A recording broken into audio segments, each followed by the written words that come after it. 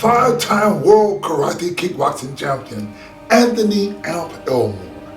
This video is titled, The First Kickboxing Movie in American Film History. Now, what is exciting about this story is that I created the first kickboxing movie in American film history. What I want you to do is, I want you to Google my name, Anthony Elmore, LA Times, and this is what you will get. It says, films going into production, The Contemporary Gladiator, November 22nd, 1987. It says, shooting in Memphis, Anthony Elmore stars, directs, and produces a comedy drama about his ascent to the pinnacles of the kickboxing world, unquote. You see, so often, Black history is lost. You see, in 1986, Spike Lee produced a black and white film called She's Gotta Have It. And I was inspired by Spike Lee. So I went back to college. I took a typing course and I took an English course.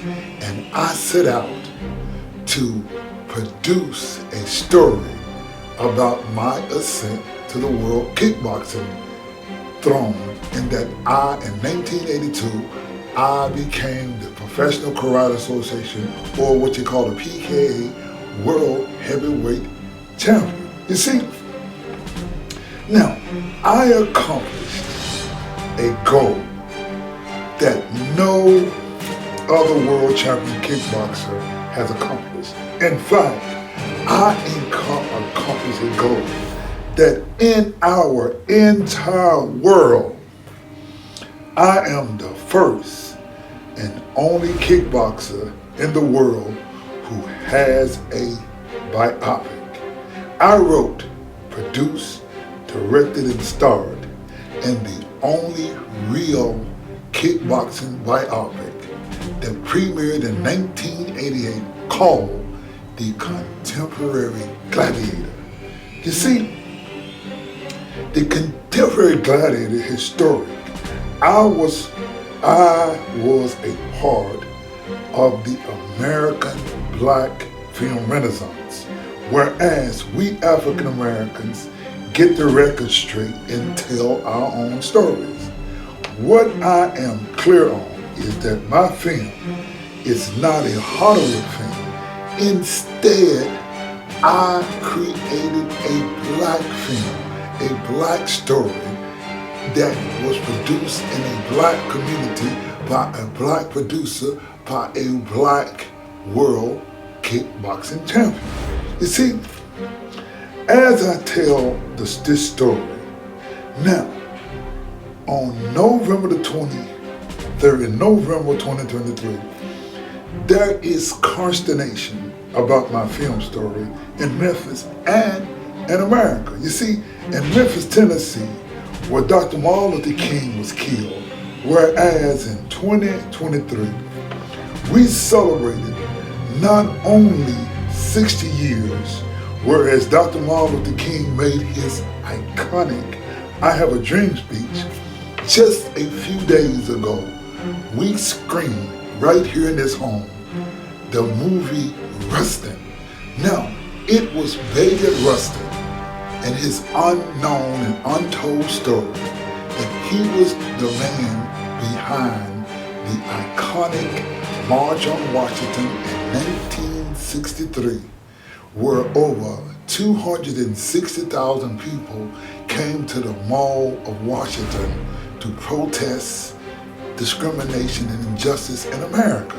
And the man behind this was Bayard Rustin, but his story is unknown and untold because he was an openly gay black man. Now, in the case of Anthony Elmore, my story is unknown and untold because I am an openly historic black man. You see, Before any white man made an independent 35mm theatrical film in Memphis, I was the first to produce not only the first independent 35mm theatrical film in Memphis film history, I created the first kickboxing film in American film history. What happened in the film world, or what happened in America, is that African Americans outside of Hollywood began to make films and tell our black stories, not from the perspective of Hollywood, but we produce black stories to tell our story. And it was right here in this house in Memphis, Tennessee, where we told a black story. We have a black movie. The movie is called The Contemporary Gladiator, which is the first independent film in Memphis film history, but we created the first kickboxing film in Memphis film history. In fact, our local television station, WMC, supports our efforts. Let's listen to what WMC News. A Memphis native and five-time World Kickboxing Champion Joe is launching a campaign to get Orange Mound recognized in the film industry. Oh, we know this name. Action News 5's Taylor Tucker shares what this campaign means to Memphian Anthony "Amp" Elmore in this edition of 901 Now. We are a guerrilla filmmaker, so it's not like we got a big Hollywood budget. We depend on volunteers, inspiration, and those who are artists. A call to action from Anthony "Amp" Elmore with Orange Mound, Black Memphis, Hollywood. We tell the story of Orange Mound, unknown and untold. Elmore leads Orange Mound, Black Memphis, Hollywood. He is currently filming Rock and Roll, A Black Legacy, which is a story of an Orange Mound superhero. We're not a big-time film company, but we have the enthusiasm to go out and make an independent feature film like we did in 1988.